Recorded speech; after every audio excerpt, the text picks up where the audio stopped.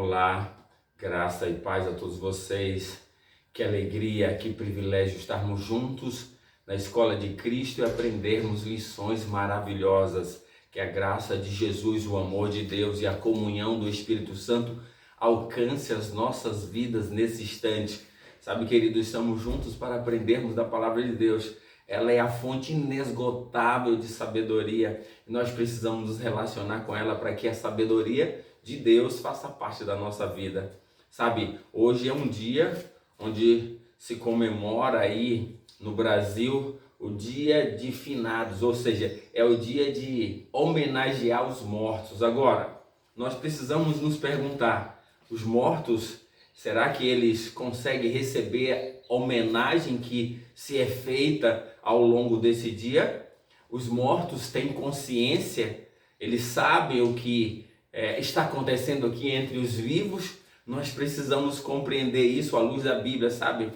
Porque essa questão da morte é um assunto onde as pessoas se perguntam muito, questionam, tem sido contado muitas mentiras com relação ao estado do homem na morte, pela mídia, pelos filmes Hollywood, pelos artistas, pelas pessoas, pela também a filosofia espírita e também por muitos cristãos. Então nós precisamos agora aprender o que a Bíblia diz sobre o estado do homem na morte. Quando uma pessoa morre, ela tem consciência ou não? Nós precisamos compreender isso para que a palavra de Deus seja a fonte de verdade absoluta para a nossa vida. Nós precisamos compreender isso. Para isso, então, nós vamos orar para que o Espírito Santo nos ilumine. Amado Deus, querido Pai, nós vamos conversar sobre esse assunto que é de suma importância, compreender qual é o estado do homem na morte, se o homem tem consciência ou não. Ajuda-nos, Senhor, usa-nos, Senhor, que o Santo e Bom Espírito nos capacite, em nome de Jesus. Amém. Olha só, o texto básico para a gente já começar a entender está aqui em Eclesiastes, o sábio Salomão, capítulo 9. Nós vamos começar por aqui, depois de Provérbios, Eclesiastes, capítulo 9, versos 5 e 6. Diz assim o texto bíblico para a gente poder aprender. Olha o texto como é claro para nós. O sábio Salomão, ele diz assim, 5 e 6. Porque os vivos sabem que hão de morrer, mas os mortos não sabem coisa nenhuma, nem tampouco terão eles recompensa, porque a sua memória jaz no esquecimento. Amor, ódio, inveja, para eles pereceram para sempre. Não tem eles parte alguma do que se faz debaixo do sol. Ou seja, segundo aqui o relato bíblico do sábio Salomão, inspirado pelo Espírito Santo, quem morre não sabe nem que está morto. Porque o texto começa de uma forma brilhante, dizendo, porque os vivos sabem que hão de morrer, mas os mortos não sabem coisa nenhuma. Quem morre não sabe nem que está morto. Essa é uma realidade que nós precisamos entender. Olha, amor, inveja, ódio, pereceram. De agora em diante eles não têm parte nenhuma do que se faz debaixo do sol. Então quem morre não tem consciência. Esse é o conceito bíblico. Quem morre não tem inveja, não tem ódio, não, ele está no sono da morte. Para a gente ainda continuar compreendendo isso, está aqui, ó, Isaías, capítulo 38, ó, Isaías 38, vamos ver lá, capítulo 38 de Isaías, e o verso 18 e 19 diz assim, ó,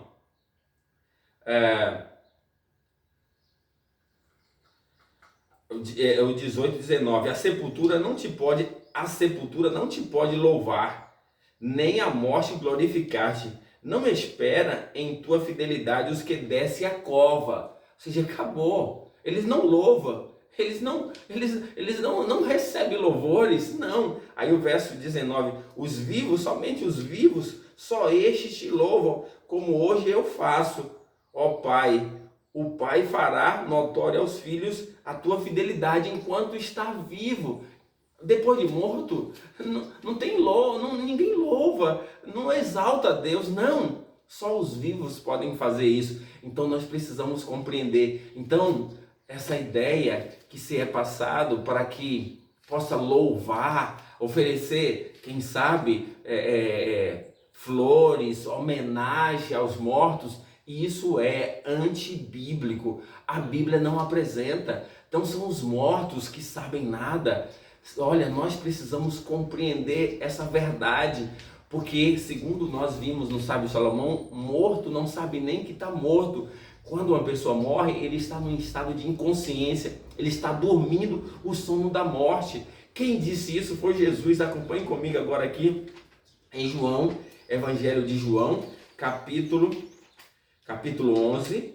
O apóstolo João, capítulo 11, foi na morte de Lázaro, o amigo de Jesus. Jesus foi perseguido, ele foi para uma região, e aí Lázaro ficou doente e veio, a doença era grave. Então nesse instante as suas irmãs Marta e Maria mandou um mensageiro chamá-lo para que Jesus pudesse curá-lo. Aí Jesus disse: não, eu não vou, porque a doença dele será para a glória de Deus. Esperou 4 dias, e aí quando Lázaro já tinha sido sepultado, depois de 4 dias, já estava num processo de putrefação, né? Ele já estava se decompondo todo o seu corpo. Jesus chega lá, e aí Jesus, antes de ir, diz assim para os discípulos, verso 11 até o verso 14, ele diz assim, o texto bíblico: isso dizia e depois lhe acrescentou: nosso amigo Lázaro adormeceu, mas vou despertá-lo. Aí os discípulos disseram: olha, Lázaro, nosso amigo, adormeceu, mas vou despertá-lo. Aí disseram-lhe, pois, os discípulos: Senhor, se dorme, estará bom, vai melhorar, estará salvo. Ele vai melhorar, ou seja, ele está dormindo. Porque os discípulos não queriam voltar, porque lá eles foram perseguidos. Aí Jesus disse no verso 13: Jesus, porém, falara com respeito à morte de Lázaro, mas eles, os discípulos, supunham ou acreditavam que tivesse falado a respeito do repouso do sono. Aí o verso 14: então Jesus lhe disse claramente: Lázaro morreu.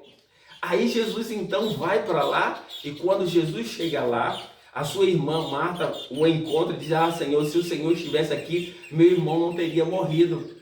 Aí Jesus vai e diz: teu irmão há de ressuscitar. Aí Marta vai e diz: eu sei que ele vai ressuscitar na ressurreição do último dia. Ou seja, lá Marta compreendia que os mortos vão ressuscitar quando Jesus voltar. Agora os mortos não foram nem para o céu, nem para o inferno. Eles estão dormindo o sono da inconsciência. Aí Jesus vai e diz no verso 25, ele diz assim, o texto mais importante que nós precisamos entender: disse-lhe Jesus: eu sou a ressurreição e a vida. Quem crê em mim, ainda que morra, viverá. Aqui está.